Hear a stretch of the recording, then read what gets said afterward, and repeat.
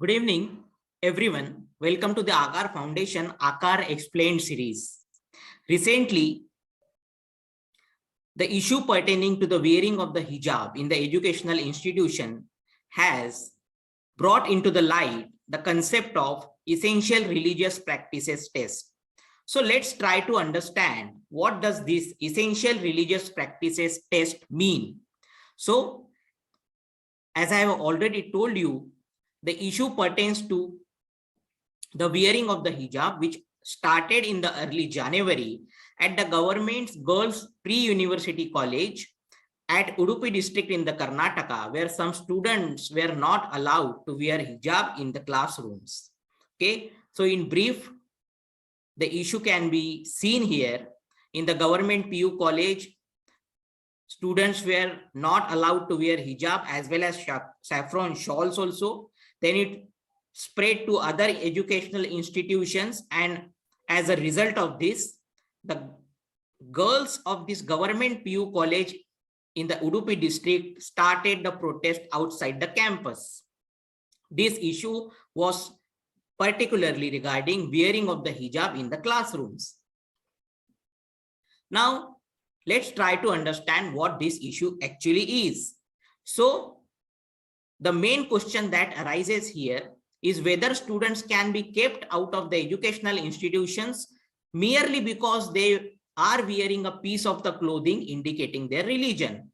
So, is the denial of the entry a violation of their freedom of conscience and freedom to practice their religion under Article 25?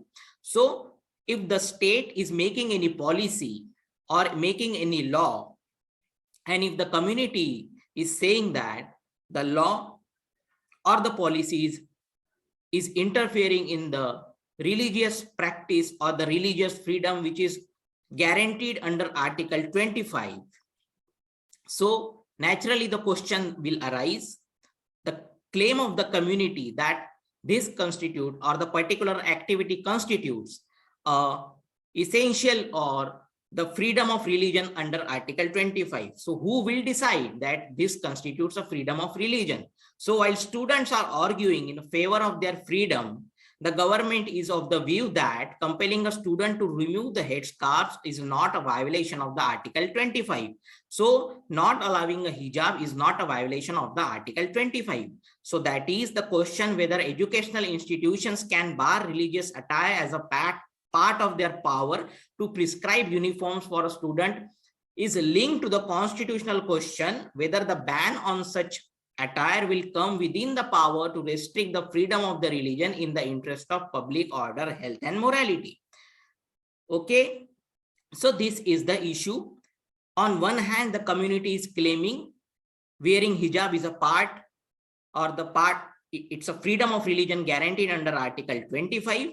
On the other hand, government is saying that not allowing a hijab in the classroom is not a violation under Article 25 because state has the power to impose reasonable restriction on such freedom of religion, which is guaranteed under Article 25. The first question that will come here, what constitutes your freedom of religion, and wearing hijab is a part of that or not?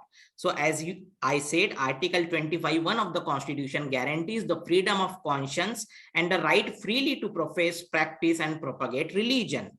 So it is a right that is a negative liberty, which means that a state shall ensure that there is no interference or obstacle to exercise this freedom.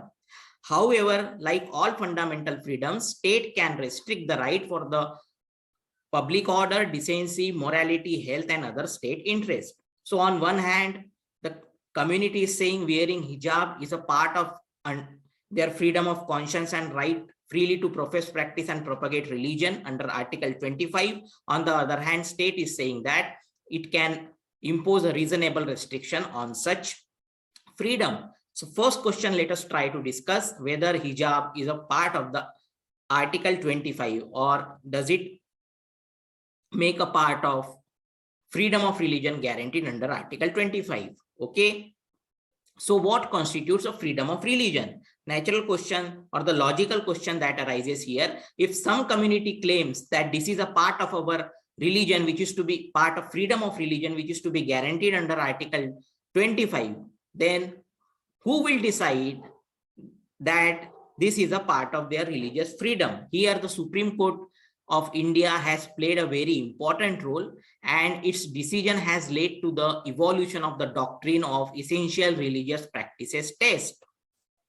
So it evolved in the 1954 decision of the Supreme Court in what is called as a Shirur Mutt case.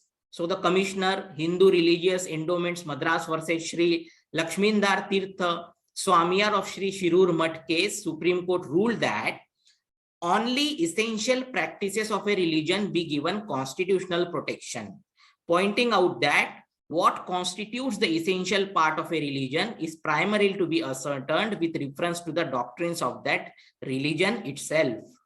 So natural question is, essential religious practices test means what?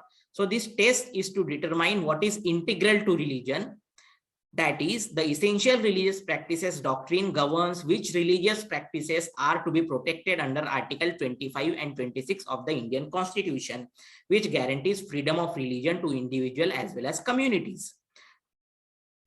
For example, let's take the hypothetical case where in Delhi, wearing of the helmet is being made compulsory, but since Sikh wears pagdi or turban, they will say we cannot wear the helmet. So here a law is made, but a community is claiming that we cannot follow this law because it is interfering in our freedom of religion guaranteed under Article 25. So is wearing a pagdi a right of religion guaranteed under Article 25? So when the state recognizes that, yes, wearing a pagdi is a part of the essential or integral to the Sikh religion, then exception in the law can be made, and a Sikh youth will not be able to, or the Sikh community will not be required to follow the law or obey the law, and they will not be allowed to wear helmet. That means they will be given exception. So the Sikh youth does not have to wear a helmet. This is because the Indian state recognizes that wearing a pagdi or turban is a central to the Sikhs' religious practices, and in order to not interference with their religious freedom, it allows an exception in the law. Let's try to understand this essential religious practices test with the help of the important cases of the Supreme Court and High Courts. In 2004, the Supreme Court held that Ananda Marga sect had no fundamental right to perform Tandava dance in the public streets because it does not constitute an essential religious practice of that sect. In another one important case, Supreme Court upheld the Indian Air Force decision to sack airmen for sporting beard. Here, in this case, in 2016, a 3-judge bench of the Supreme Court upheld the discharge of a Muslim airman from the Indian Air Force for keeping a beard. Justice T.S. Thakur and Chandrachud and Nageshwara Rao distinguished the case of Muslim airman from that of the Sikhs who are allowed to keep a beard. The court essentially held that keeping a beard was not an essential part of Islamic practices and therefore cannot be guaranteed under Article 25. So an exception in the law cannot be made. In the very important Shaira Bano versus Union of India case again, Supreme Court rejecting the argument that practice of a triple talaq was an essential practice under the Islam, it held that it was not an essential practice and could not be offered constitutional protection under Article 25. So it cannot, the exception cannot be made in the law. Then court's rulings on the hijab itself show the conflicting answers. On one hand, the Kerala High Court in one of the case where the CBSE had imposed a dress code for all India pre-medical entrance examination so that there would be transparency while conducting exam.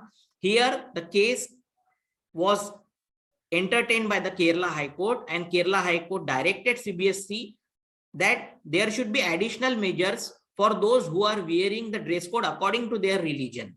So additional measures can be put on, and for the community following their religious dress code.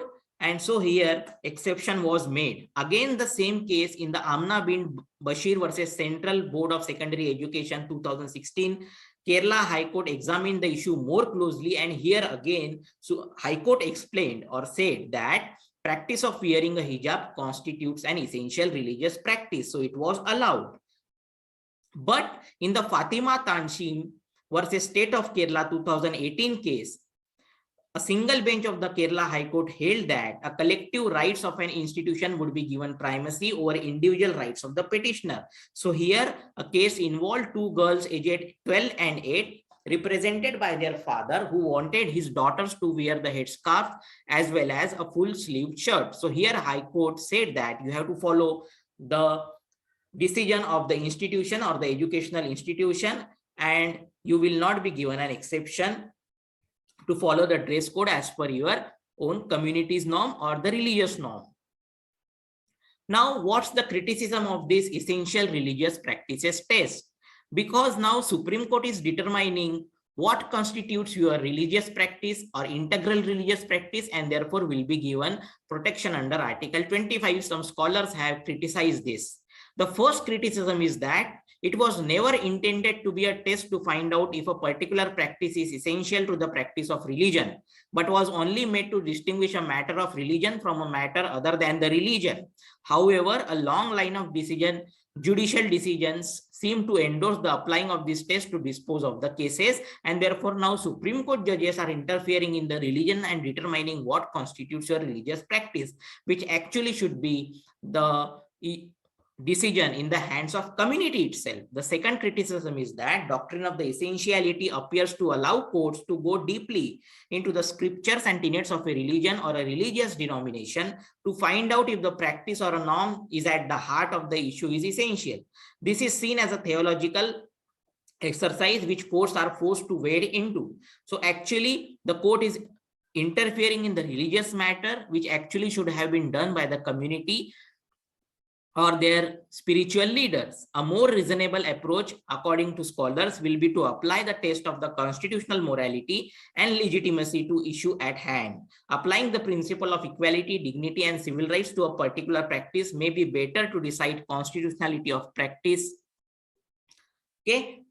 So here, a valid criticism is made against this essential religious practices test, where the Supreme Court is now excessively interfering as per the scholars in the religion, which it should not. Rather, alternative approach pertaining to the constitutional morality and legitimacy to the issue at hand should be there.